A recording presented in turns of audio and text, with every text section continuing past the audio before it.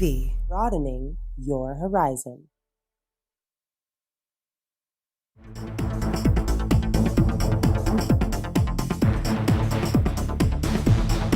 Would leave them unable to qualify in the first half, but they scored with their second in the second half. Here comes Sigurdsson. One, it's over. Tony Ison coming up short. The time is finished. Nigeria 2.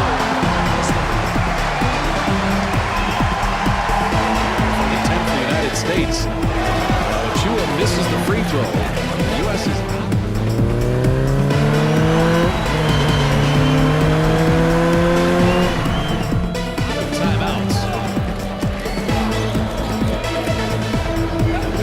one, it's over. It becomes a two-possession game. If he misses, you're going to need a 90-foot heave. Missed them both. The final heave from mid-court and beyond.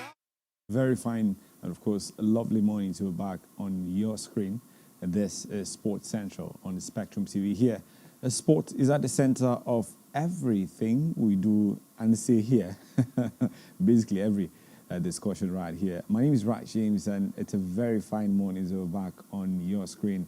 And we'll concern ourselves with the very top stories from the world of sport, from tennis, the ATP 2021 year-end rankings. We'll talk about the NBA, the very latest scoreboard, and the top headlines from there. We've got news from the Super Eagles camp. Ex-international is talking this morning. The UEFA Champions League returns, the Golden Globe, and so much more. So you stay right here with us as we take you through all of the stories on a sport wrap-up. And that's where we'll begin the conversation this morning, where the ATP 2021 year-end rankings is up, and Novak Djokovic ended the record 7th year #1 finish, breaking a tie with Pete Sampras for the most in history. Rafa Nadal finished inside the top 10 for the record 17th consecutive year at #6, breaking the record he shared with Conor Jimmy. Now, Daniil Medvedev became the first player outside Djokovic, Roger Federer, Andy Murray, and Nadal to finish year at #2 since Andy Roddick achieved that feat in 2004. He also became the first Russian to finish at #2 since Marat Safin in 2000. There were 3 new faces in the top 10.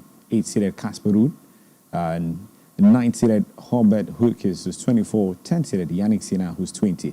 The youngest to finish in the top 10 since 9th-seeded Juan Martín del Potro when he was 20.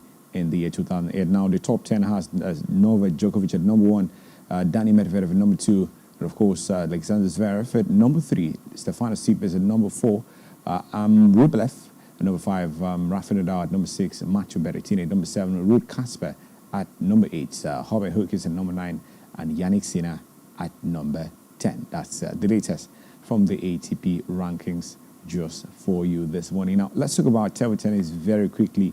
And we'll talk about the African contingent to the 2021 ITTF World Table Tennis Championship beginning today, Tuesday, 23rd November, beginning their campaigns. In a singles event of the tournament, Africa will be represented by a contingent of 17 players led by 8 best players, Quadri Aruna and Omar Assar at the championship.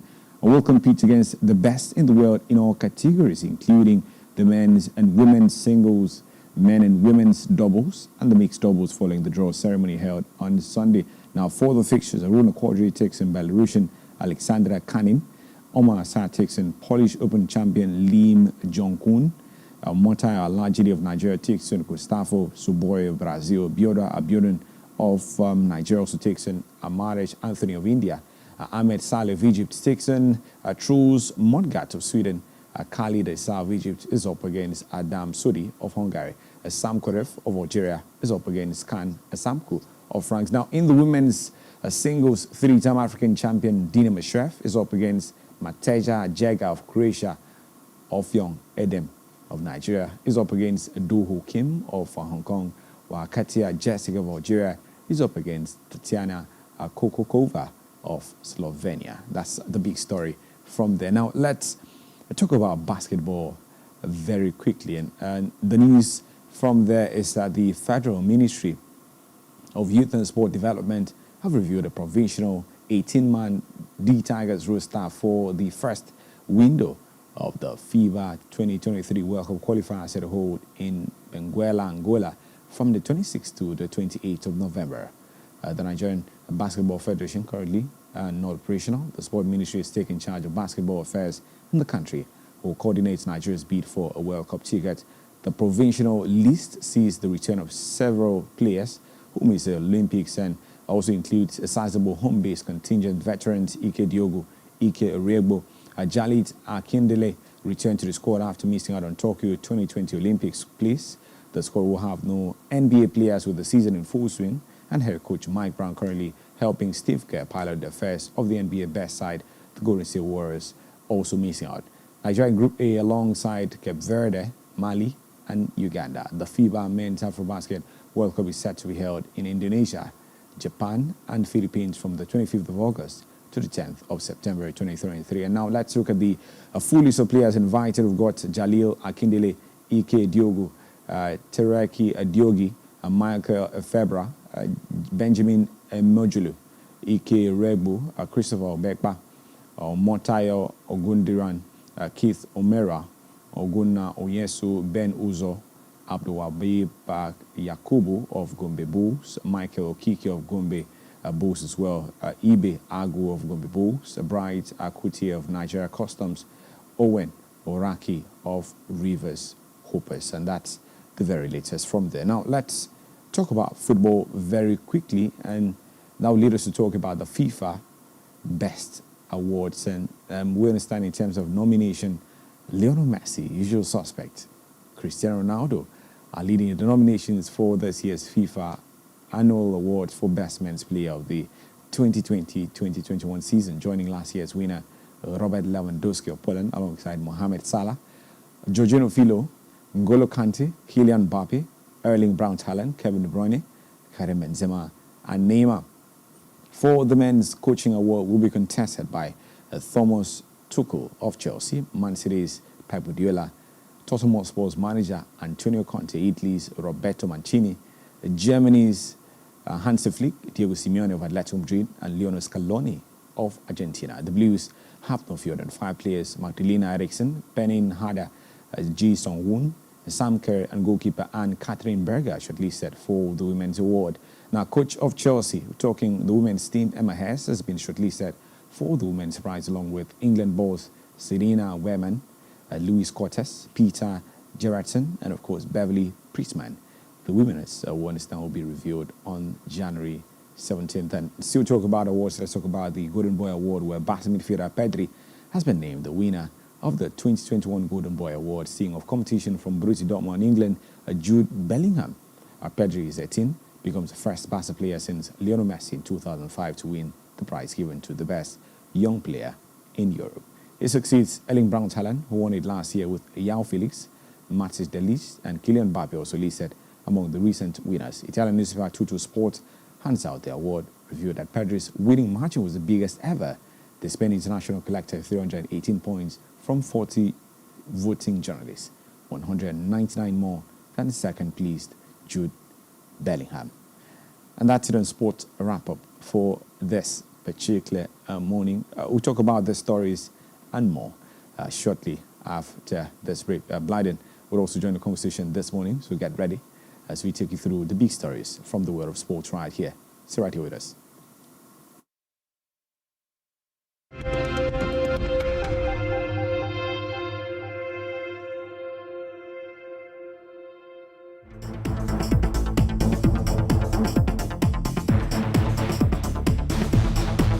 Leave them unable to qualify in the first half, but they scored with their second in the second half.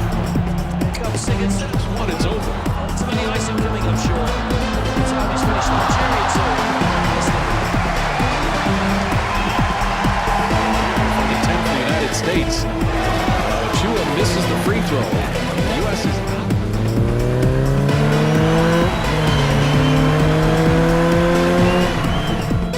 Timeouts. If he makes one, it's over. It becomes a 2-possession game. If he misses, you're going to need a 90-foot heave. Missed them both. The final heave from midcourt and beyond. Grateful people through your chair, who is Tony Hafia, for having brought into this your town of ours, this SpectrumTV. is a very good addition.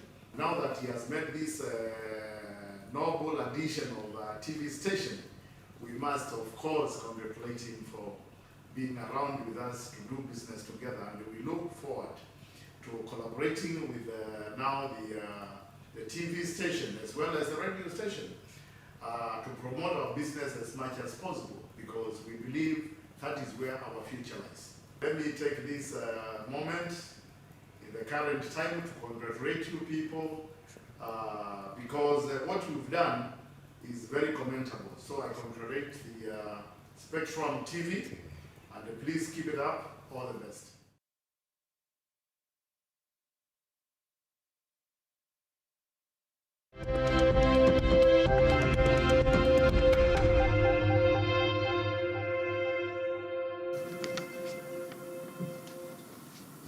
Many thanks for staying right here with us. It's very exciting to have you join us right here on Sports Central here on Spectrum TV. I am Bright James alongside Bluyden.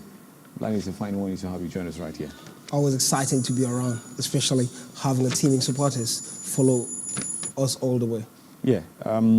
Now let's. Sorry for that audio interruption. Now let's talk about the big stories from the world of sports in detail, and we'll start with Novak Djokovic.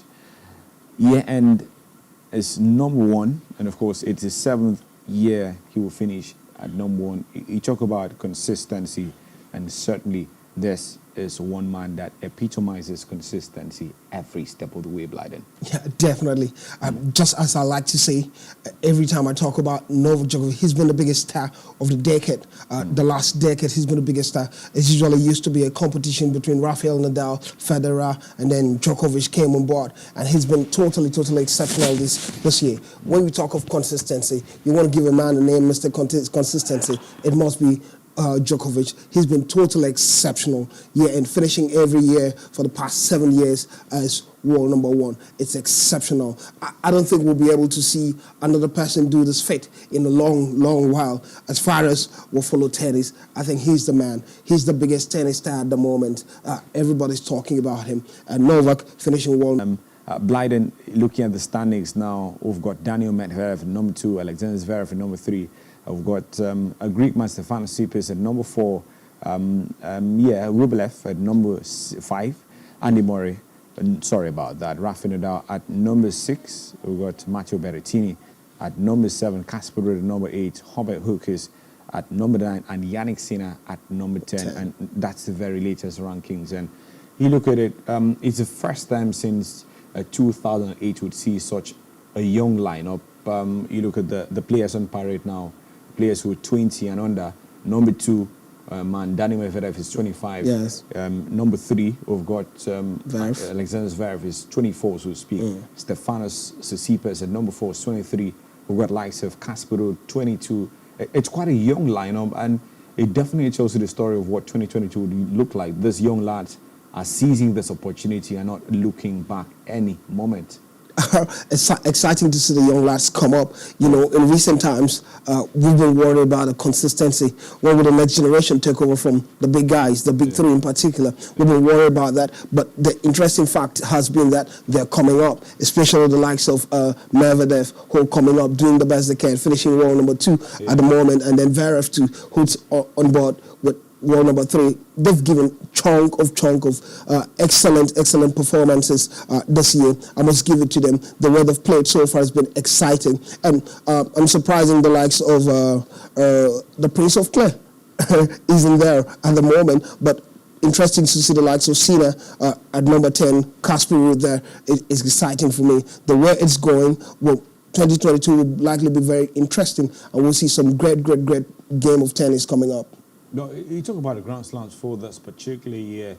It was a story of 2 players sharing the Grand Slam for the year. Novak Djokovic won the first 3 for the Aussie Open. He won Roland Garros as a French Open, won the 3rd Wimbledon, and was only appended in the 4th and final Grand Slam by Daniel Medvedev, we're talking the US Open right there. We look forward to the Grand Slams next year, beginning, of course, in that particular order, the Aussie Open, Roland Garros, the French Open, Wimbledon, the 3rd Grand Slam, and of course, we're talking the final one, which is at Flushing Meadows the US Open. Now, let's leave tennis for a bit and talk about the other tennis, which is table tennis, ping pong. Ollie, what do you like? And now we'll talk about the ITT World Tour, and it's about Africa and 17 contingents led by, Dina Mashref. We're talking Omar Assar, and how can we forget Aruna Quadri? It's a top-ranked African player heading to that particular one. And you look at the permutations and the rankings, and it gives Africa some level of optimism that we can go on to surpass, what was the target for last time. Aruna Quadri got to the third round of that particular one and is looking to beat that and get a step further. You think, looking at the way he's played this particular calendar year, that comparatively with the Europeans and other world competitors, has got that quality to surpass the third round where he reached last time? Probably. Probably, yes. It's a sports, but when you look at the performances of Aruna Quadri, and probably it's concerning for me because probably sounds like probability. Definitely, sports are a lot of probabilities. Uncertainty. Yes, I agree. Uncertainty. For me, Aruna has been a top performer in Africa, but in Nigeria has been the top performer in Africa. But when we get to the biggest stage, he's not always been the biggest guy we could look up to. He's not really delivered. Last time out in 2019 in Hungary, he reached the third round. One would have expected him to go farther, but come on, considering the person he was facing a world number one at the time, and he had to be beaten. Going into this one, he's ranked 18th. It's still going to be difficult. We have a pile of big players on the ranking he might need to face, but probably, that's why I said probably, he might get to third round. I've got concerned when you're talking probably, with regards to the best table tennis player in Africa. We're talking probably, you look at his world rankings, he's ranked inside the top 20. That's massive. Yeah, it's big, but we have guys that are the top 5, top 10. He's outside the top 10 at the moment. He's 13th. We look at the last time he played in this competition, it was difficult. Engaging the world number one, it was quite difficult. He was beaten by the world number one in Hungary 2019, and now we're having him back there playing tennis. Hopefully, he can get a good result. But the way it's standing, we can only be hopeful at the moment. Well, he takes in Belarusian Alexander Kanin in the first round right here. But let's leave Aruna Quadri for a bit and talk about the African contingents. How far do you think we can go as a continent in this particular? We've got 17 players representing the continent in this World Series. I have a great hope with the Egyptians, the 3-time African champion, Omar Assar, coming on the double with the best African player in the female category.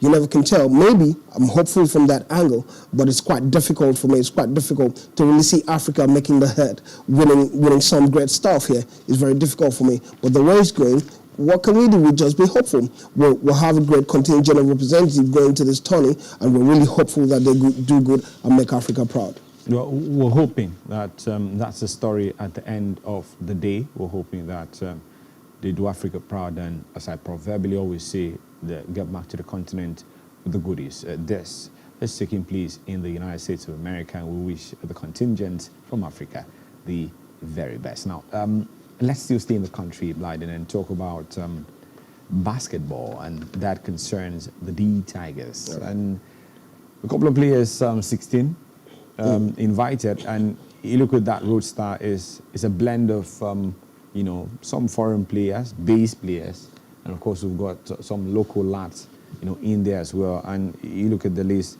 headlining the squad would be the return of some veterans, the likes of Ike Diogo, Ike Rogbo, Jalil Akindele returning, having missed out on the Olympics tickets in Tokyo.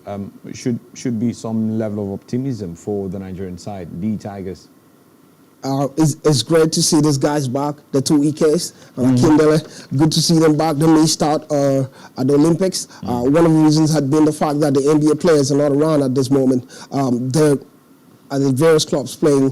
The NBA is in full swing, so it's difficult. You can't get them. But right now, we're playing qualifiers with Cape Verde, Uganda, and the likes. We really expect the Eagles to do well. Bringing 5 home base, most of them from Gombe Bulls. We're expecting them to do well. Though part of the team that participated in the Abuja Super 8, and hopefully they transform the same form to the national team. The qualifiers, what can we expect with the Nigeria qualifying? Yeah, we understand the coach, Mike Brown, also unavailable for this particular assignment because he's helping the Golden State Warriors and head coach Steve Kerr in the NBA. Bluyden rightly said it's in full swing as we have it. And beyond Mike Brown, no invitation for the NBA players because the season just got started, and it's quite unlikely that you have any of these players available. We'll face the likes of Cape Verde in this particular. Uganda, we've got Mali in that particular group as well, and we'll just wish the lads the very best, and we hope they return good. They've always done us proud, and this time it shouldn't be any different. I think the biggest game would be playing Mali. Mali has a strong side, having a couple of home-based players and a few foreign-based players. Though the strength of Nigeria, the Tigers in recent times, had been the fact that we've been able to employ a lot of NBA players. That's why we're dominating Africa at the moment. They won't be available, but I expect them to do good with the qualifiers and opportunities given to them. 3 countries, Indonesia, Japan, Philippines, from August 25th right to September 10th, 2023. And of course, the journey begins right about now. And that's what we're very, very excited about with regards to the Tigers of Nigeria. Now, we've got NBA and more stories right after this short break. This is Sports Central, where the sports stories are at the center of every single discussion here on Spectrum TV. Don't worry, we'll be right back at you.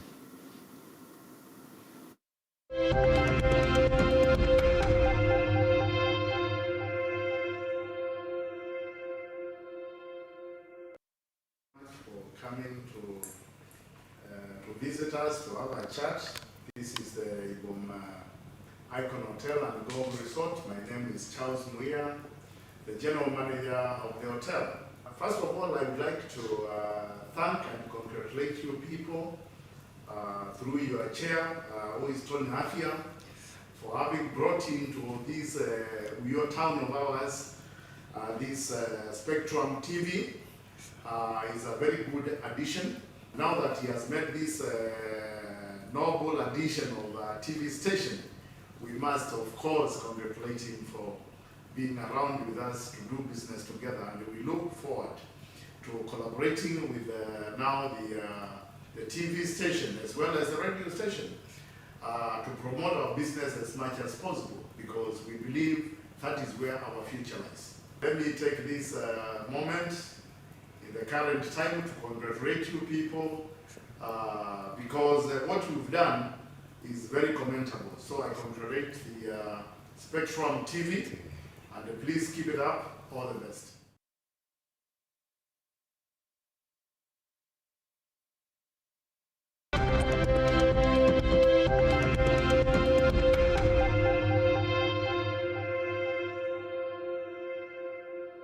Many thanks for staying right here with us on Sports Central here on Spectrum TV. It's very delightful to be back on the screen. Now, let's talk about the NBA very, very quickly. And the latest verdict from the NBA is that LeBron James has been found guilty after the altercation early hours of Monday morning or late on Sunday, depending on what clime you saw that one from. So for LeBron James, he gets a 1-game suspension, and for Isaiah, he gets 2 games. Deserving. Harsh? No, harsh, deserving. Okay. For one, he wanted to shut down the entire game. For that very fact, Isaiah should get too much suspension for me. But it's sad we won't be having the big names like LeBron. I can imagine what a brush was. It was enough for us to have Isaiah get that angry, because when you see the pool of blood was coming out from him, it was difficult, but it's part of the things we experience in a game, where a game is physical. A physical game is part of the experiences you have from physical games. And on the night, disappointingly, LeBron James hit Isaiah the way he hit him, and blood gushed out. But, let's talk about the incident a little bit. Didn't look intentional. They were both contesting for something. Yeah. From the free throw line, and of course, just some bustles. An elbow from LeBron caught Isaiah badly, and he didn't take that lightly. But it didn't look intentional to me. if you ask. Yeah, it wasn't intentional. It was intentional. That's why I said it's part of the game. The way it works is part of the game. But on the side part, the impact was severe. The impact was severe. That's why you had Isaiah react the way he reacted. It was quite severe. And come on, they both ought to be suspended. All right, so 1 game for LeBron and, of course, 2 for Isaiah. Leaving that particular story, let's talk about Brown. And, of course, let's talk about leading his side to victory in one of the NBA games played early as of this particular morning. We understand there were wins for the Hawks, there were wins for the likes of 76ers and the rest of them. It's got a massive barrage of matchups for this morning. Which would you say was your pick for the morning? Milwaukee Bucks winning. Milwaukee Bucks. Huge margin. Yeah, winning by huge margin for the first time, leading 41 points at halftime. So you can imagine how in their history it's not been like that for a long while. Their winning that game was emphatic. You had about 7 guys scoring double figures in points. It was exciting for me to see the likes of Giannis, even on the night that he didn't have too many points on the side. But they've moved to 4 points. They moved to four consecutive wins at the moment, and exciting to see the defending champions play as if they're defending champions. All right, now for the Celtics to welcome back Brown, and of course was a massive win for them against the Rockets. And you know the Rockets have looked out of sorts for this particular season, but it was the story of Celtics welcoming back Brown in that particular win over. Here come the Atlanta Hawks. You know, we should have some highlights to decorate and, of course, illuminate our screens right here from the action played early as of this morning. Some matchups just for you from the NBA, and that's a big man, Greek freak, Giannis Antetokounmpo, leading his Milwaukee Bucks side. It was a massive victory for them. But on the night, he didn't manage many points, not many rebounds, not many assists, but he's always got to be the big man, and this just highlights how big and influential he is for the Milwaukee Bucks right here. And talking about the Phoenix, yeah, I think they've gone to 18-match consecutive wins right now. The way they're playing the Suns are exceptional this season. We talked about them, I think, yesterday, and upcoming they've added another win. And since 2006-2007 season that they had the longest streak of wins, they had 15 wins at one point and another 17 streak of wins at the other point. And now it's been quite a long streak of wins, 13 straight wins at the moment. Yeah, for the Phoenix Suns is quite the season. It's been remarkable by every standard. And of course, well, they're joint best because you look at it, there's no way you push out the Golden State Warriors. They've had a phenomenal opening to this particular season. And, you know, I look at the latest power rankings compiled by Bleacher's Report. They sit pretty top. They sit at number 1, really comfortable right now. Looks like they've got no rival, but Brooklyn Nets had a massive win for them early as of this morning. And it had to be Kevin Durant, the big man, popped up with the goodies, had 27 massive points on the night or early as of this particular morning. Well, I don't know how it does it. They're leading the Eastern Conference. Yeah. And the way they're playing is good. The problem I have with having a big name like this, when he doesn't show up, what happens to the side? like it happened in the game against the Golden State Warriors. Yeah. Well, it's got a bit, but you must enjoy having, you know, those big players, having the big lads in it. Jason Tatum also. That's why the Suns are my favorite. They don't depend on nobody. Well, the Phoenix Suns have got a couple of superstars in the franchise, but you'd say a combinative team effort. I agree. Play together as one indivisible unit, and that's what's been working for them to perfection this particular season. McKenna was another joy to watch, and that the bearded man, we're talking James Harden, well, he just goes about doing his thing almost seamlessly. And McKenna was another joy to watch, you know, for the Vessels in that particular game for the Sacramento Kings. Now, the 76ers, a massive story. And, of course, there was a massive result for them as well. Back to they're beginning to play together and beginning to show that NBA potential. There's been a lot of talk about this 76ers side and the potential they've got towards winning the NBA. But it's beginning to come together, isn't it? I agree. Good to see them cohere some points and play beautiful basketball the way they're playing at the moment. Yeah, well, the year to have, you know, Ben Simmons back in full swing, but for now, they're doing great. You know, we're talking about the likes of Joel Embiid and the rest of them on the Sun. And, of course, on the run, you look at the point gap for them, having come from behind in the third quarter to win, and the kind of margin they did, then you just got to applaud, and you've got to appreciate what they're doing at the moment. And we have to give the likes of Trey Young, Yeah. who's been a bit consistent for the Hawks. Yeah. Atlanta Hawks are getting good results at the moment. They're doing quite well. And the coach, Mark Millen, having a 696 game, which puts him in the power ranking as a good position of 19 all-best win. No, it's really massive, and you know it's something very exciting. We talk about the NBA and the latest round of results, latest scoreboard. That's what you just got on your screen right there. We're tracking it for you every step of the way that you can be sure of. Before now, let's leave the NBA and talk quickly about Super Eagles of Nigeria before we hit the breaks and return to the other side. Talk about the UEFA Champions League. Well, for the Super Eagles, Victor Ikpeba has come up with a big statement. Says sacking General right about now would be a disaster for Nigeria heading to AFCON 2022, which is around the corner, a little less than 2 months into that particular journey. You get sack General now.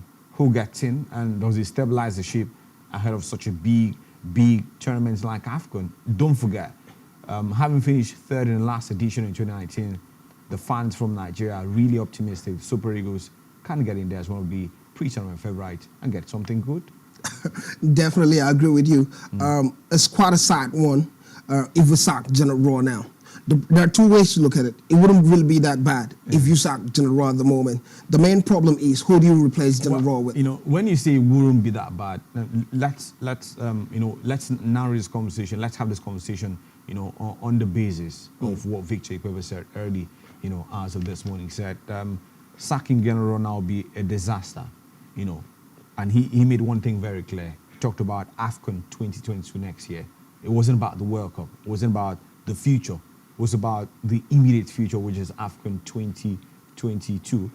It's got the foundation. It's got the template taking us there. And he finished third in his last AFCON. Would it make any sense to sack General less than 2 months to the AFCON?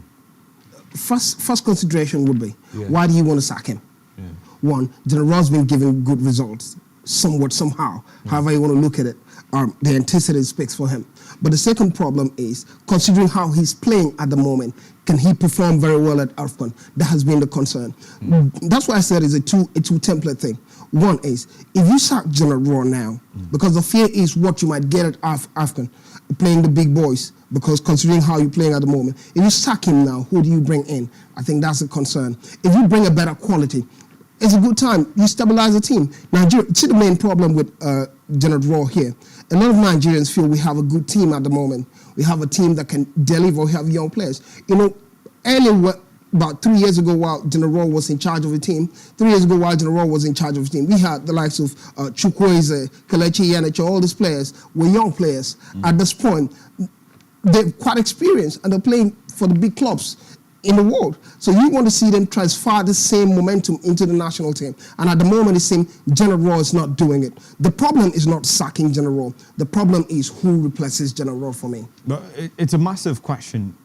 Do we have the answers to it? Now, I'm not quite sure. That will be left for the sport ministry and, of course, the NFF. Look at it this way. We understand.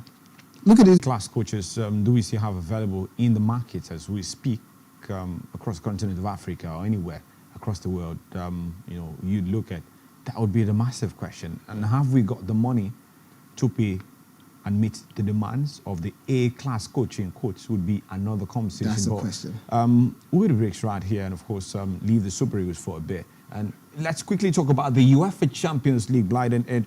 It returns later tonight, and we've got some very interesting matchups. Chelsea revenge would be on their minds. They take on Juventus, lost the first leg by a goal to nothing. Barca have got revenge on their minds as well. Under Xavi, who makes his European debut later tonight. The loss against Benfica in Portugal.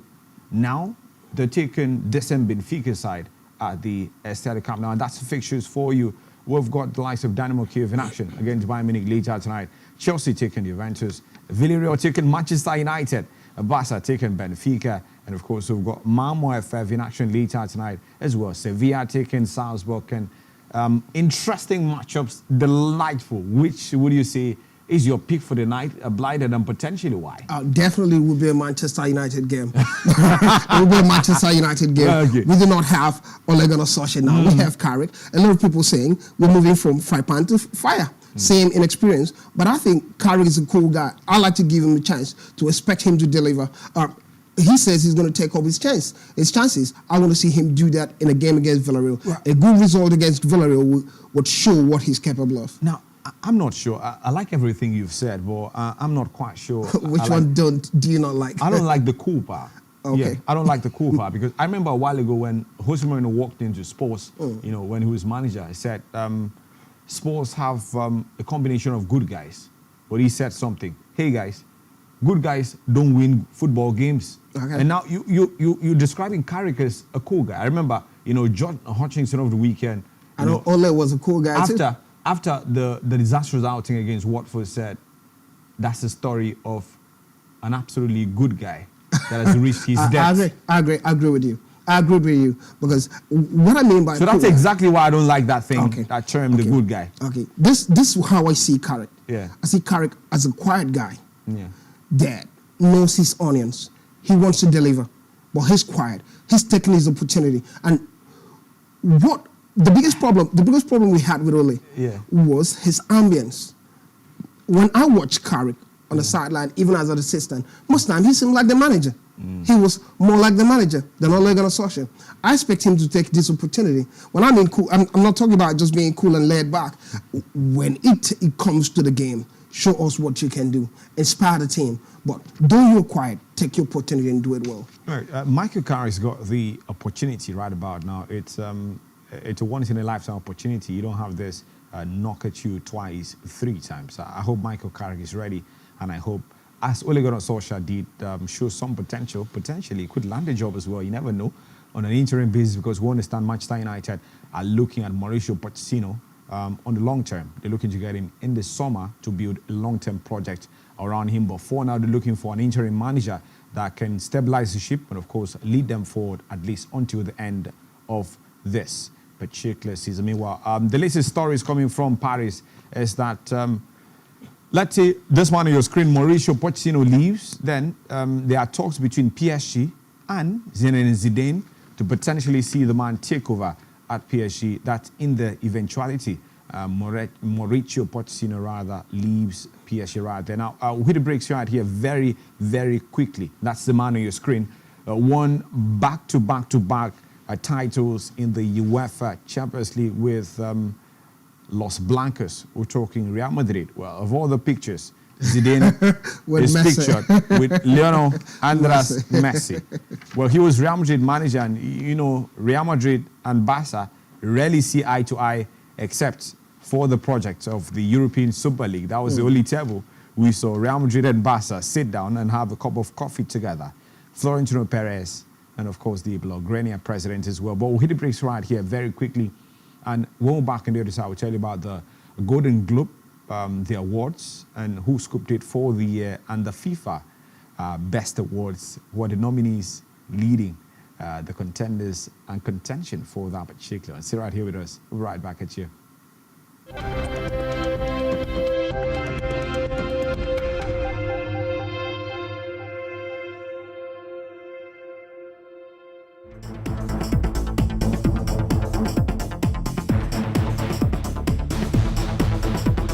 Unable to qualify in the first half, but they scored with their second in the second half. Comes Sigurdsson, that's what it's over. Tony Ison coming up short. It's how he's finished Nigeria too. From the 10th for the United States. Chua misses the free throw. The U.S. is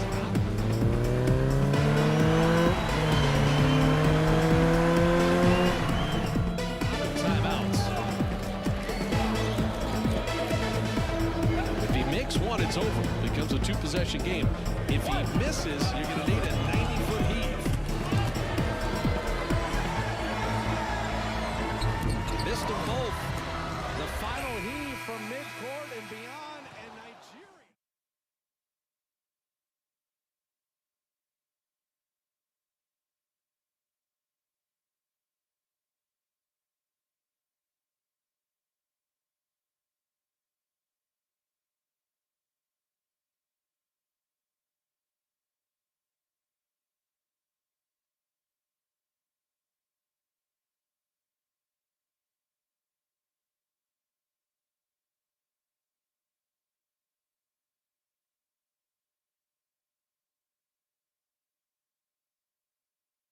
Europa League team, Chelsea. Thomas Tuchel also in it. Jorginho Filho in it. We've got the goalkeeper, Edouard Mendy. And how can we forget the diminutive French midfielder, N'Golo Kante, all in the running. The FIFA best. The nominations are out. Usual suspect. Any notable absentee for you, Bluyden? None at all. None at all. Those expected are there. The Leos, the Cristiano Ronaldo, I name them. Good to see the likes of N'Golo Kante. They're quite a quiet player, but he does a lot of work, performing so well at the Champions League. And you have Thomas Tuchel being there, and the Italian coach Mancini on all the list. For me, no surprises. But I think definitely the best guy to win it would be Lewandowski. Lewandowski. It would make sense for you for Lewandowski to win. Definitely. I understand I had a remarkable 2019-2020 season. But you talk about the year running. How can you look past Lionel Messi and winning the Copa America? And how do you look past Jorginho Filho winning the European Player of the Year and, of course, winning the European trophy? It's quite hard, especially seeing Jorginho had won the European What has Lewandowski trophy. exactly done outside winning the Bundesliga for the calendar year? He scored over 45 goals. Okay, so... Definitely, he's been the highest goal scorer for the year. So your basis for winning this year's award is just goals, top scorer. Performance. Goals is all about performance. Goals is about performance, and where did his goals... it happen before. Where did his goals land? Bayern Munich? Well, Bayern Munich... Where did he land? Poland? Bayern, it's disappointing that the fact that he plays for Poland. Okay, see. He plays for Poland. Come on, if all the top guys played for Poland, it would be a similar case. No, top guys play for Poland. That's what we're talking about. Yeah, but, Leo plays for Argentina. Ronaldo plays for Portugal. Better teams than Poland. If they were playing for Poland, it would be the same. Let's judge the man based. It's an individual award. Let's judge the man based on what he's brought to the table for this calendar year. He scored about 60 goals for this calendar year. Talk about Jorginho Filho. Didn't get the goals, but we saw the whole Italian national team was interwoven around him. There was no Italian national team. There was no Azzurri at the Euros without Jorginho Filho at the center. Not just Italian. In Chelsea currently, he's the most important player in Chelsea at the moment. So how do you look past such a player for Lewandowski? Because he's not getting the goals? It's difficult, especially when he's not getting the goals. And he's not the beauty kind of player that gives you... He's not showbooting, but the technicality that he brings into the midfield is exceptional. I think he's the best at the moment doing that job when it has to do with technicality of arranging the midfield at the moment. But I think he's been compensated already, winning the European Best Player. Well, if you talk about compensation, then you should know Robert Lewandowski has won the Golden Globe Best Player Award, so that's compensation for Lewandowski as well. In a way, but I think Lewandowski, what he's done in the calendar year, has scored over 60 goals, about 63 goals, if I'm not mistaken, in the calendar year. That's massive, and I think such player deserves to be the World Footballer. When you factor in the fact that broke Gerd Muller's long-standing record in the Bundesliga, you talk about top scorers in one calendar year. It makes it even more remarkable. But we're to see what the journalists, the fans, and of course national team captains and coaches would have to make of this particular. They have their say. Wouldn't it be beautiful to see the likes of N'Golo Kante win it for the first time? Well, the guy barely can celebrate when he scores a goal. Well, I wonder what it will look like holding the trophy. Well, we'll look forward to January 17th, and that's when we'll have that one on her glamorous crimson. Guys, let's wrap it up with the golden boy, Pedri of Barca, beating Jude Bellingham of Borussia Dortmund in England. He becomes the first Barca player since Lionel Messi in 2005 to win this particular award. Deserving, isn't he? Quite deserving. For a time, I didn't know who Pedri was. I kept hearing the name Pedri. Sound like Pedro. I watched Barcelona. I couldn't identify the Pedri. He's been injured for a while. I couldn't identify for a while. But when you check the numbers, check out the numbers, the number of games he played for Barcelona in Spain at the time, he was a name everybody needed to know. A young lad at that age.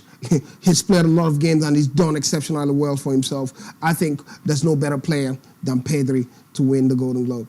Congratulations to Pedri. He joins a long but exclusive list of players who have scooped that particular award very recently. Likes of Braut Haaland, Erling Braut Haaland, that is. Kylian Mbappe for won that award. Lionel Messi was also a winner and recipient of this particular award. So congratulations to Pedri of Barca and Spain for scooping the latest Golden Globe Award. And for Jude Bellingham, The lad is quite exceptional. Agreed. You know, it definitely bit to my imagination why he looked beyond Manchester United, went for Borussia Dortmund, really. But now we're seeing the fruits really paying off. It's hard to move from a championship side to Manchester United to get playing time. We've even seen players moving from Dortmund to Manchester United struggling. Yeah. That's to talk about Sancho. Good move for him. Dortmund is the ground where the developmental Nurture process will be talent. done. You nurtured and you perform. For me, I want to see Mendy of Senegal, for an African contingent, winning the best goalkeeper of the year. Well, Mohamed Salah is also in the running, and from the African contingent and from the African perspective, I wish Mohamed Salah the very best. I'm afraid that's much time allows us to go on Sports Central for this lovely Tuesday morning. We're back on the screen tomorrow looking at more headlines and more stories from the very busy world of sports. Bluyden, well, we can take the knuckle. Always exciting. Always a pleasure. Doing this for you. We've got lots of fabulous programs lined up for your viewing delight. Why not keep it locked here on channel 136 and Spectrum TV and enjoy the rest of what we've got for you